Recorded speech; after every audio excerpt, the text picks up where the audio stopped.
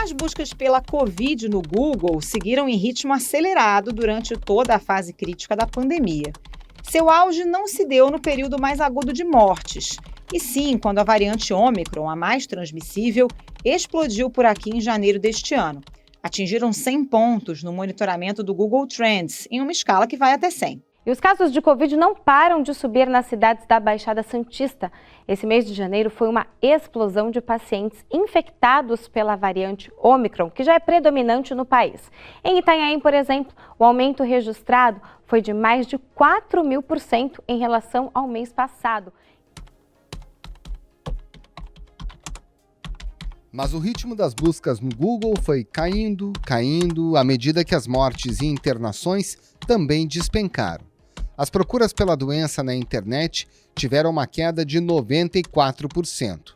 Embora a Covid ainda tenha uma média móvel de 175 mortes por dia, a tendência em comparação a outros momentos da pandemia é bem positiva. Essa análise foi feita pela Fiocruz entre os dias 7 e 13 de agosto e mostra, então, que o país está no menor patamar da síndrome respiratória aguda grave desde o início da pandemia de Covid-19. E nesse contexto, há decisões simbólicas, como a da Anvisa, que retirou a obrigatoriedade do uso de máscaras em aeroportos e aviões. Mas há um alerta importante a ser feito. O percentual de brasileiros que tomaram a terceira dose da vacina continua baixo, com apenas 47% de adesão. A queda na procura por vacinas contra a Covid-19 está provocando dois efeitos muito ruins. Além das pessoas não completarem o esquema de proteção e se exporem ao risco de desenvolver a doença da forma mais grave, milhares de doses fora da validade estão sendo jogadas no lixo. Como a queda do interesse pela Covid se reflete no atual estágio da pandemia, quais são as maiores preocupações dos especialistas nesse momento? E qual é a nova recomendação da Organização Mundial da Saúde em relação à quarta dose da vacina? Esses são os temas do Ao Ponto desta sexta-feira. Eu sou Roberto Maltic e, como você já percebeu, na companhia sempre agradável da Carolina Moran, que volta das férias. E nesse episódio, conversamos com o repórter da Editoria de Saúde, Bernardo Ionechig. Fique com a gente. Esse podcast é um oferecimento DAO.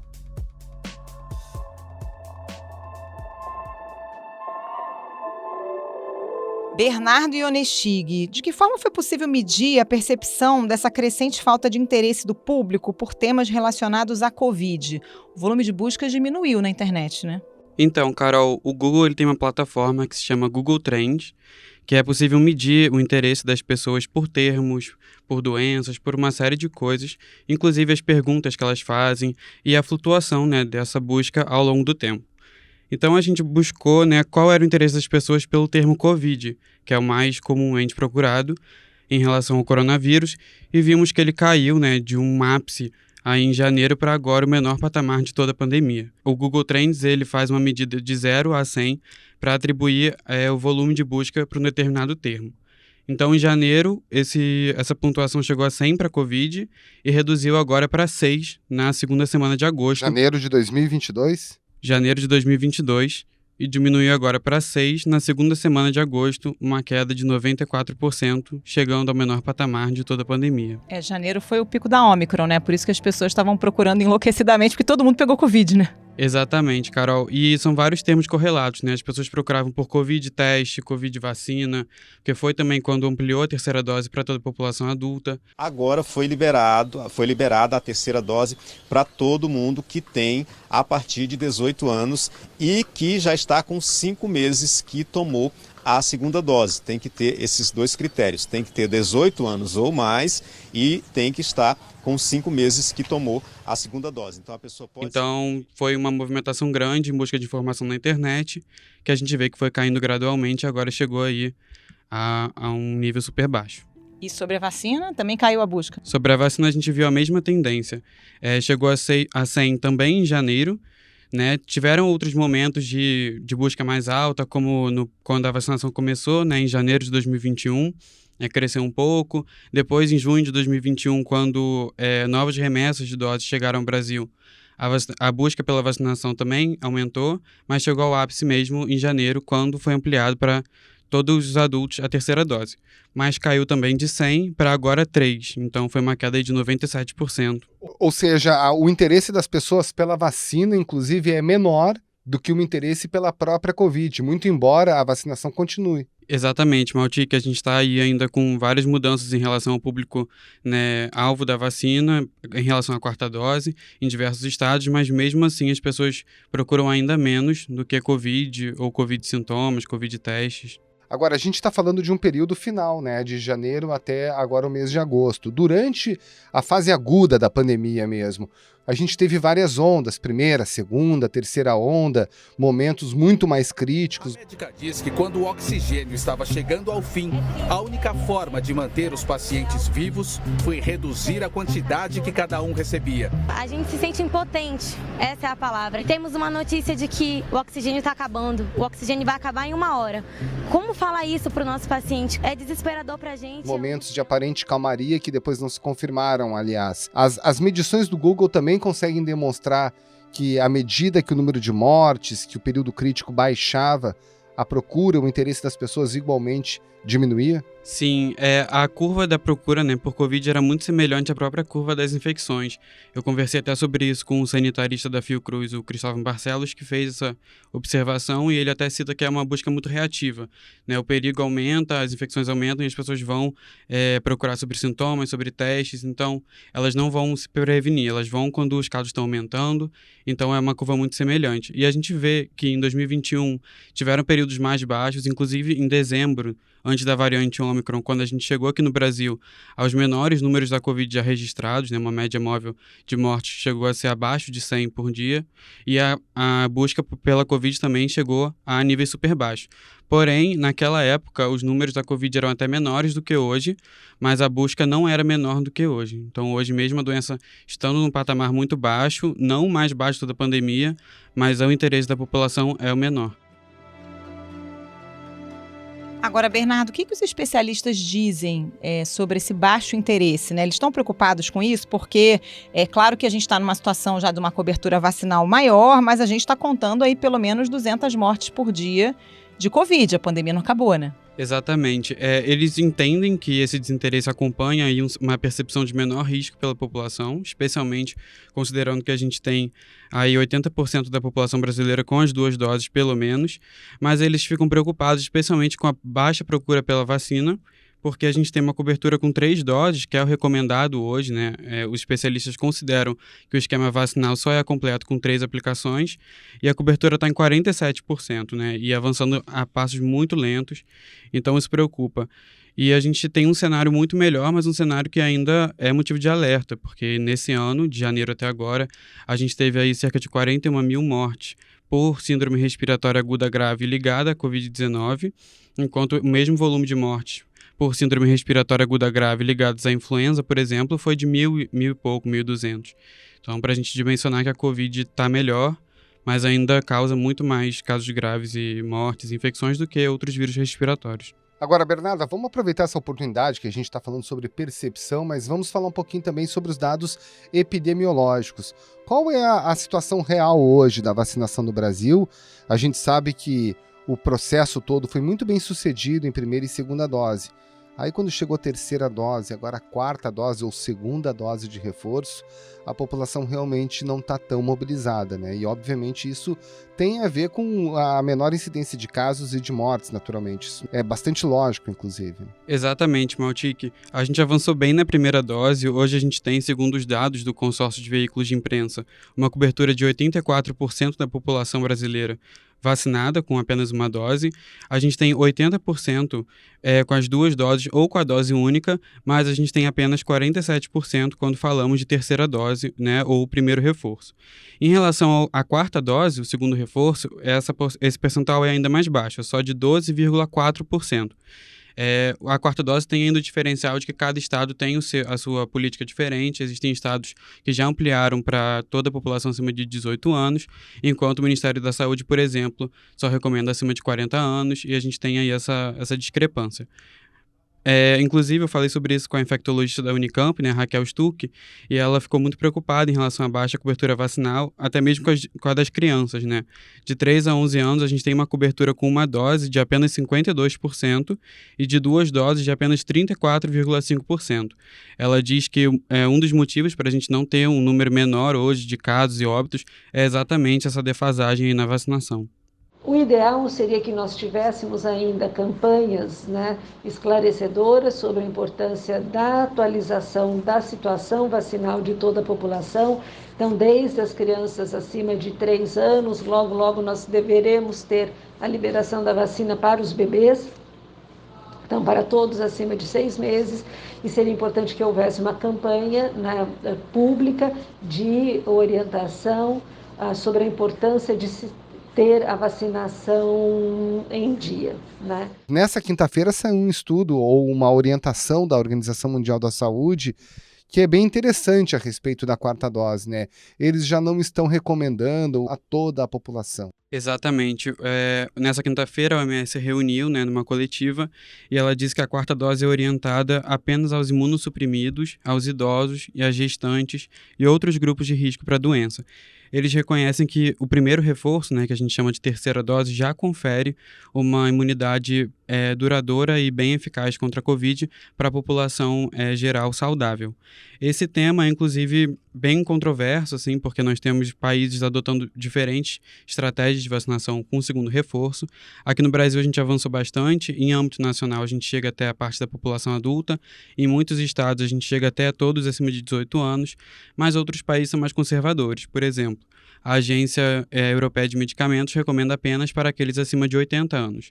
Os Estados Unidos estavam com uma recomendação apenas para acima de 50, mas estavam avaliando baixar por conta do aumento de casos. Outros países, por exemplo, o Chile, aqui do nosso lado, mesmo antes do Brasil, já passou a indicar para todos acima de 18 anos. E a gente fez uma matéria sobre isso no Globo há um tempo, e os especialistas explicaram que realmente não é uma recuperação tão alta da imunidade. Uma 3ª dose para a população saudável já faz muita diferença, mas o que eles temem é a questão da queda da imunidade com o tempo.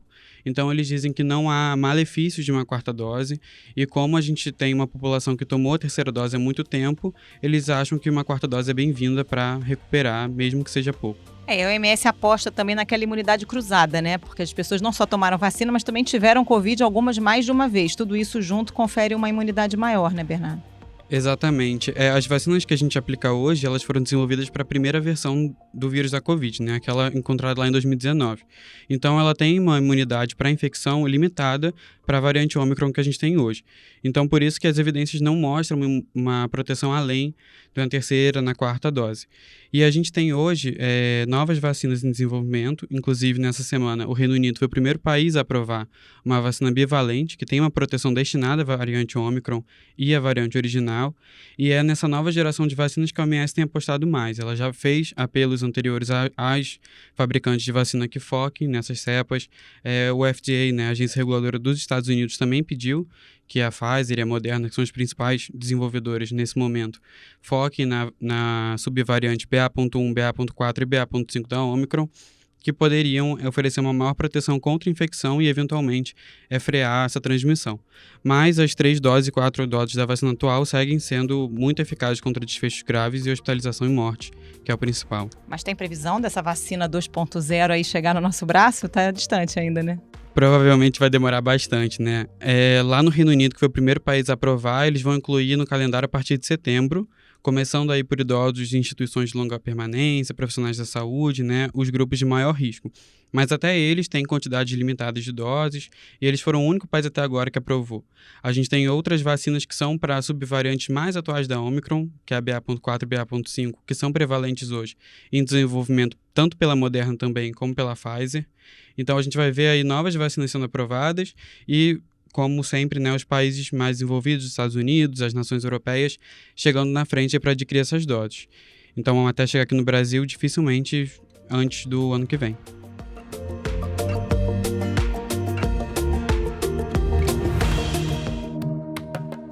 Bernardo, tem uma informação interessante aqui na sua matéria de que já há pesquisadores utilizando esses dados de busca no Google, de busca em redes sociais, num sentido até preventivo, né? Quer dizer, quando começa a aumentar a busca pelo tema Covid, pode ser um indicativo de que vem uma nova onda por aí, né?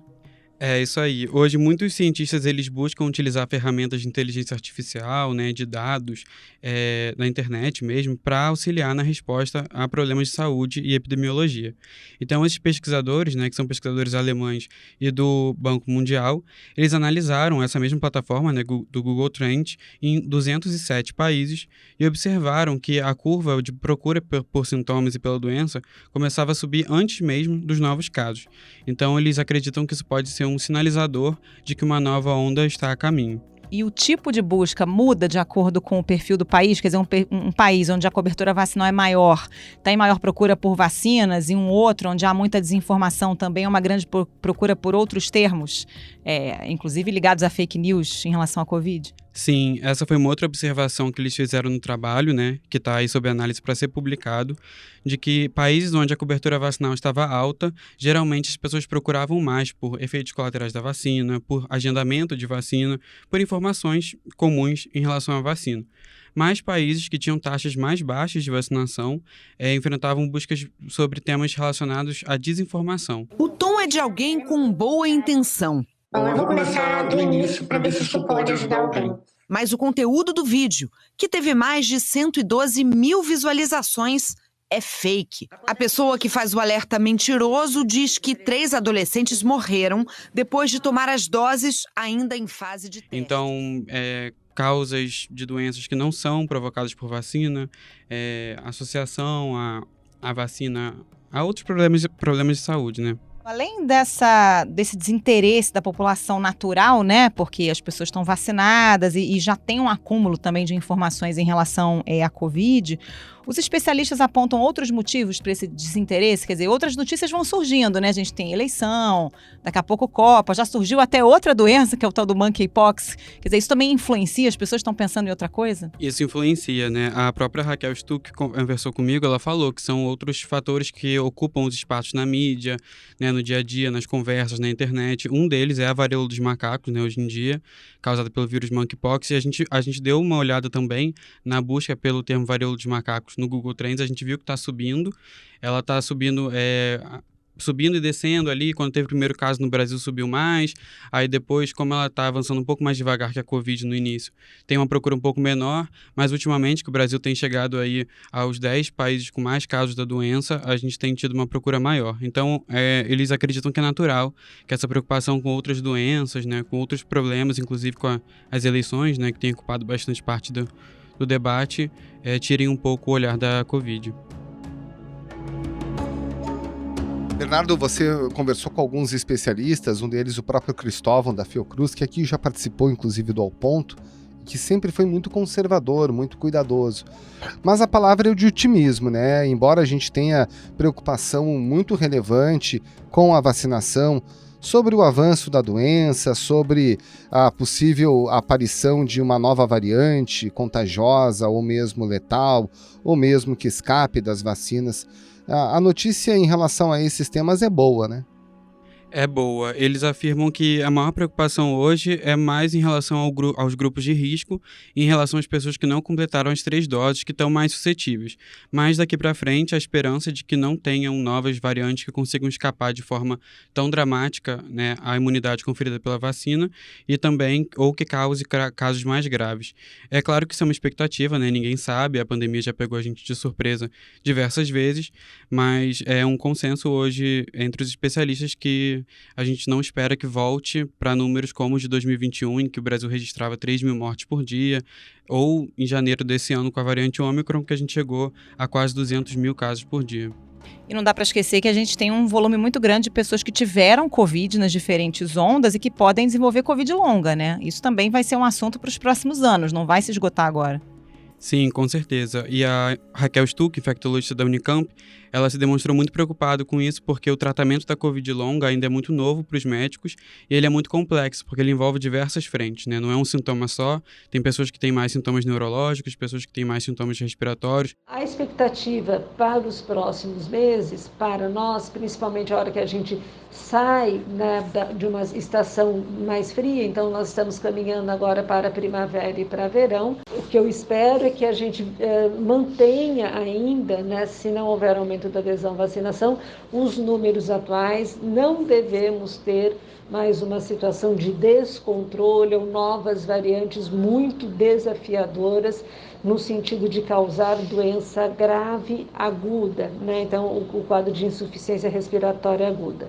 Entretanto, nós mantemos um número que não é pequeno, né, de pessoas que já tiveram Covid ou eventualmente que vêm adoecendo, e a preocupação que nós temos é em relação às pessoas que podem desenvolver, adultos ou crianças, a síndrome, né, a Covid longa, porque o manejo e o acompanhamento das pessoas com Covid longa, ele é complexo no sentido de que ele é multidisciplinar e ele requer, então, uma equipe grande de saúde por um tempo longo para acompanhamento dessas pessoas. E até compreender mesmo por quanto tempo esse quadro dura, de que forma ele atua no nosso corpo.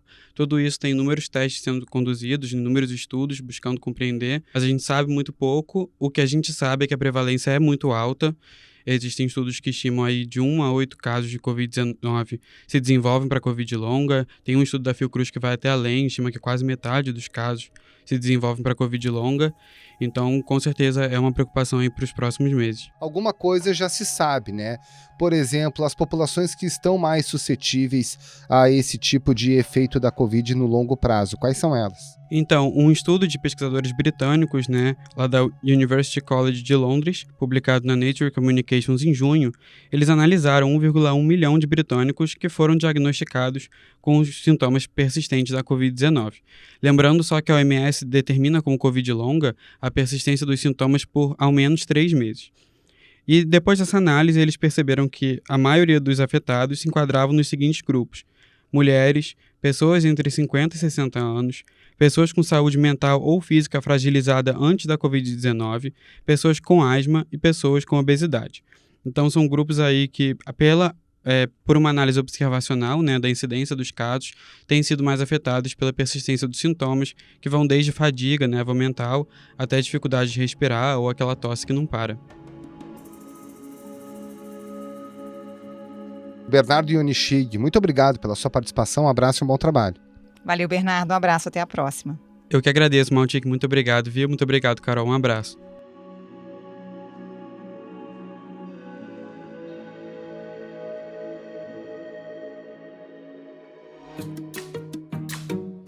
Esse foi o Ponto de hoje, o podcast diário da redação do Globo. Nessa conversa a gente conta com a participação de toda a equipe do jornal, as mesmas pessoas que levam até você informação e análise de qualidade todos os dias. Quer saber mais? Assine o Globo. Acesse assineoglobo.com.br e confira todas as notícias e reportagens especiais. Nesse episódio, além dos áudios da TV Globo, a gente utilizou o áudio da CNN Brasil. A produção é da Raquel Pereira e a edição do Luan Oliveira. Tchau. Até mais.